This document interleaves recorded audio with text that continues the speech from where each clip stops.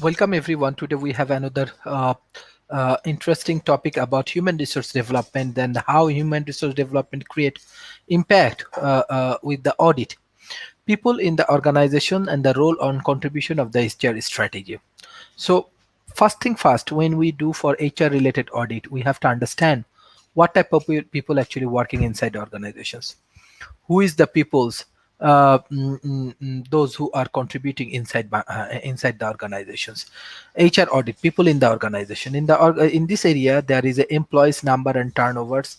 There is a organization structure for controlling the organizations, use of special terms, example for innovations, level of skills and capabilities requires, moral and rewards, employee and industrial relations, selections, training and developments, staffing levels, capital investment or employees, role of quality and personal service in the delivering the product or services of the organization's, role of the professional advice in the delivering the product or services.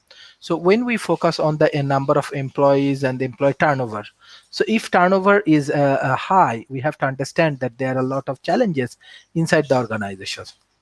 Organizational structures, at present situation, if we want to understand that what type of structures organization have, how organizations grow, what type of things they are developing, this is very important inside the organizations.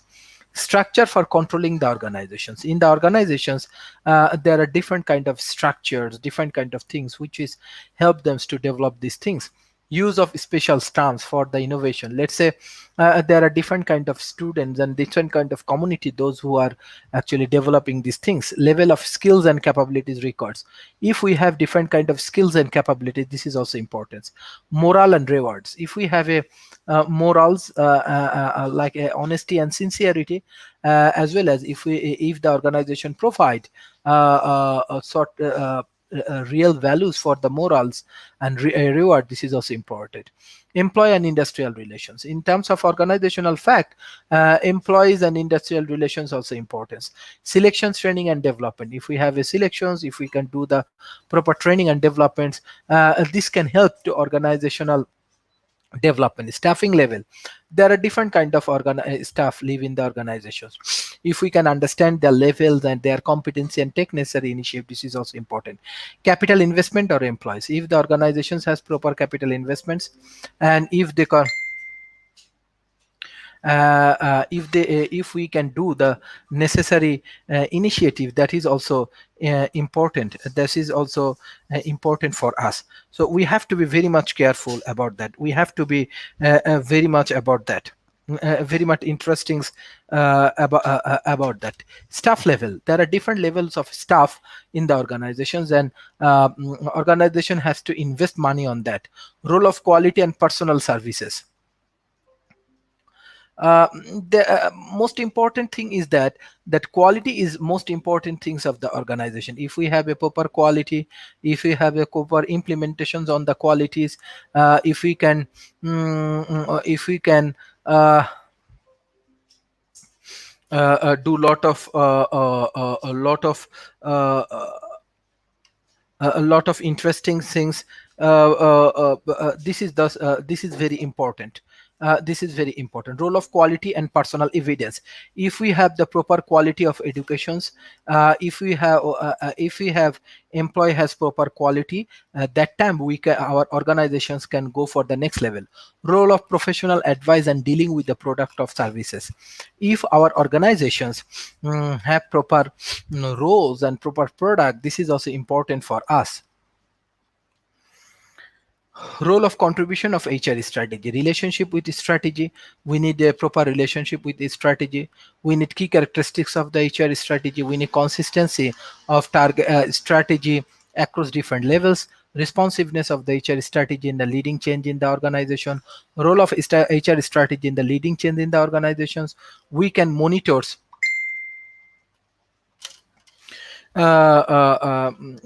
we can take a lot of responsibility, and beside that we can do monitoring and review the HR strategy and time horizon for operation of a strategy, HR strategy. These are the key things that we need to achieve. What the audit achieve? Audit achieves is provide information that is useful in deciding how feasible a strategy is. We have to identify any human resources gap, human resource necessary for a proposed strategy minus the current state of human resources. Allow the organizations to benchmark their performance against the organization. This is also important. Human resource as a CSF. Critical success factor CSF equals to a reason why one organization is superior to another. HR can be a CSF if employee have unique skills. Coaching and mentoring. If we can coach and mentor these things properly, this is also important. So what is coaching and mentoring? This definition indicate some overlap and some different between monitoring and coaching. Mentoring is often seen as a long-term process. For example, offering support during a career change, such as inductions or becoming a senior manager. This is also important for coaching and mentoring. Mentoring. What is the mentoring? Mentoring is usually concerned with the support practitioners whilst they make a significant career transactions. Mentoring is mentoring is intended to be supportive of the individuals or occur at level.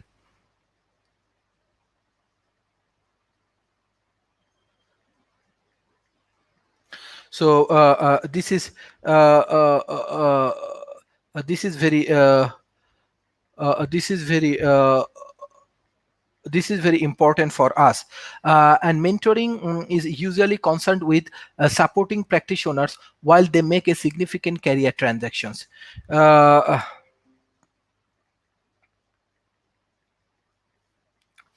Mentoring is intended to be supportive of the individual or occurs at needs that are emphasized is on ready and confidential access to a critical friend who can be used as a sounding boards and who offer a free form of advice. So if we can offer a free form of advice, this is also important. Coaching is normally used to support the process of reviewing established or emerging practice. It is focused on innovations, change of specific skills. Coaching is conceived as a more structured learning process aimed to explicit professional development in an large area of performance. So activities involved in mentoring and coaching and help overlap. There are learning, actuating practice, making suggestions, evaluations. We have developing a capacity for the change. We have mentoring, specialist coaching, peer review coachings. In that situations, in the mentoring process, we are providing guidelines, inductions to the professions, helping to understand right responsibilities and values, protecting, assessing, and appraisals, drawing on other expertise, identifying learning needs, provide feedback, setting goals and supporting progressions, accreditings, counseling, accuratings, and learnings. And there are different things like for learning. For learning things, we need experiment, creating a learning environment, experiments, collaboration, teaching, support, and reinforcing, enabling risks, taking and reflection, clarifying learning or objective, sharing interpretation, reviewing the effect of change, demonstrations, providing informations, promotion, self-awareness, joint planning questions, focusing on a specific aspect of practice, aggressions, a learning agenda, making a reciprocal commitments to an episode of professional learning, looking for and giving moral support. This is one of the measures diagrams how we can develop human resources, how we can take necessary initiative for developing the human resources. The learner, if writer are more aware of their own writing process and that help the hinders their writing, then they are more likely both to become more confident writer and are able to support other in their writing too. The same principle apply to leaders and managers. The mentor coaches need to be aware of the way in which mentees or coaches can focus on themselves as a learner.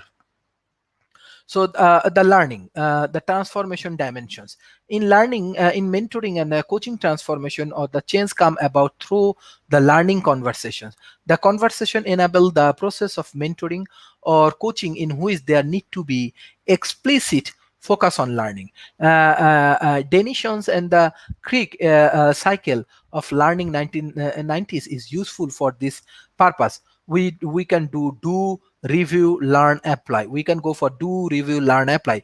This model can be applied to develop learners and managers. Example, understanding themselves before understanding others. What mentoring and coaching is not. Mentoring and coaching is not counseling, although some counseling skills may be used by the mentor coaching. Learning conversation do not focus on personal problem. Neither is the learning conversation therapy, although the outcome of the control conversations may leave the person feeling uplift and may help their emotion have changed. But learning is always the focus. So competency modeling. In the competency modelings, we know what is competency. It is derived from the Latin word competitors, which means to be suitable. The concept was originally developed in the psychological denoting individuals' ability to respond to demand placed on them by the environment. Any underlying characteristics required performing a given task, activity or role successfully can be considered as competency. Competencies defined. If we want to define the competency, this is very important because competency help us a collection of characteristics, example, skills, knowledge, self-concept, trait, behaviors, motivation, examples that enable us to successfully complete a given task. Let's say skills, knowledge and self-concept. If we have a proper skills, if we have a proper knowledge, and if we can go for the self-concept, this is also develop our knowledge. Iceberg model of competency. Skills equal to a learned ability. Knowledge equal to acquire information is a particular field. Self-image, attitudes and values. Traits, why and how we behave a certain way. Motivates, what drive us, example, the need of seek achievements, power or influence or affiliations. Skill knowledge, visible competency, easy to observe and measures. Interpersonal skill, team player, less visible competency, less easy to observe and measure. Attitude, value, achievements and motivation, the iceberg model. So this is the iceberg models. We can do, like we always can see the skill and knowledge, but beside that, interpersonal skill as a team player, this is important. Attitude, value, achievement, motivations, this is also important in a different way. So these are the ultimately the way of development, different kind of factual level. We have visible, invisible, relationship and emotions.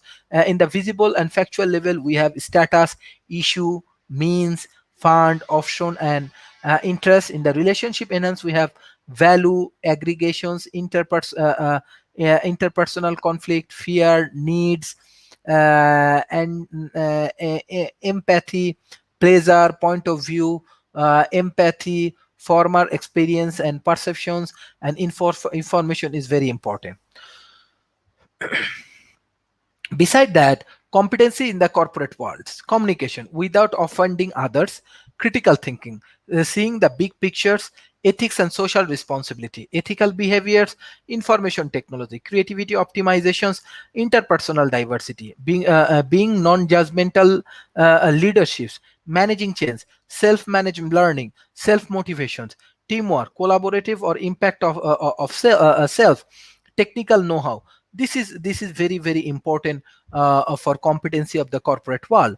Emotional competency framework. We have personal competency, we have social competency. In the personal competency, we have self-awareness, acknowledge of one's self-concept and the values, empathy, awareness of other feelings and emotions, self-regulations, manager of one impulse and emotions, social skills, adaptness at inducting deserve response in others, motivation, self-guidance and directions. This is ultimately very important. In a competency classifications, we need social and technical. For the social issues, as an individual, we have behavioral, leaderships, a generic competency. we have organizational cultural competency. On the technical part, we have functional or operational knowledge, skill knowledge, threshold competency. We have core competency, corporate competency, and dysfunction competency. These are very valuable, and by this way we can develop different kind of things in many interesting way. And if we can understand this kind of knowledge, if we can understand this kind of competency in an effective way, and if we can understand the real things in a professional way, that times we can go and we can understand different kind of effective way. And this is ultimately the objective of leadership skills and leadership things. And by this way we can develop our knowledge. By this way we can develop different kind of competency, and we can develop different kind of effective is strategy for our developments. So if we focus on HR competency, like human resource competency, this is very important. This is very important because if we have to understand the competency, we need to go deeper, and we have to understand different kind of strategy, how it can be helpful, how it can be effective for our organizations. And this kind of competency and competency related things actually help us to grow different kind of strategy of the organizations. So HR competency, the foundations upon which to build today and tomorrow HR leaders, human resource leaders. These are the major things we will discuss about that. So if we can understand the re-skill of the HR professions, to be successful HR and a business leader, SSHRM research call for the need for the practitioner to be more than technically proficient. They need to translate what they know through the key behavioral competency. The combination of the technical expertise and the behavior provide the right formula for success for HR leaders. In today's challenging business environment, and HR professionals should ally with and meet the needs of the business strategy. HR professionals are expected to be valued terms, team members with the rest of the organizations, and contribute as a business partner for the growth of the organization. The HR business leaders now serve the purpose of the providing HR expertise and behavioral attributes to organizational resources to contribute more strategy to build a business goal. So HR professionals are required with a key SAOs, knowledge, skill, ability, and other characteristics or competencies to partner with senior leadership, not only to be involved in the strategic management of the organization, but to be drive the implementations of it. So if we go for a close look at the critical competency needed for successful HR business, they need leadership and navigations. Effective leaders are associated with numerous positive outcomes. For example, positive employees' work attitude, such as job satisfaction and organizational commitment. Ethical practices. HR professionals are often tasked with creating ethical HR system or reinforce an organization ethical climate. These often serve several purposes, but most notable implementation is strong ethical climate can help protect an organization from adverse employees behaviors. Business acumen. HR business leader need to be well developed in terms of their business acumen. This acumen understanding business operations function, understanding how human resources management practices contribute to the core business function, and understand the organization external environment. Relationship management. HR professional regularly interact with client and stakeholder, therefore job success for an HR business leader is a largely a function of his or her ability to maintain productive interpersonal relationship and help others to do the same or to display competency in relationship management.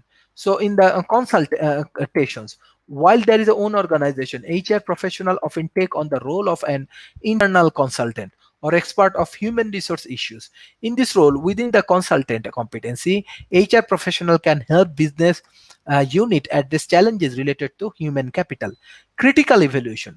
HR can enhance the effectiveness and usefulness of the human capital program by informing their development and monitoring their source success with operate the appropriate data through critical evaluations. Global and cultural effectiveness, because many organizations are proactively attempting to increase the diversity of their workforce, and because the workforce of today is increasingly global, successful HR leaders must be able to effectively and respectfully interact with colleagues. Communication. When information is communicated well, employees better understand the purpose and value of policy and practices. HR expertise. HR professionals directly affect organizational success by developing, maintaining, and executing sound human resource management policy. Evaluation of HRs. So if we can develop each of these nice SHIRM competencies required for HR professional to help their organizations to competitive. These are the major things we need to think for developing the competencies, and by this way we can develop different kind of strategy and different kind of things. So thank you, Mr. Shahrukh Shumons, and all of our audience.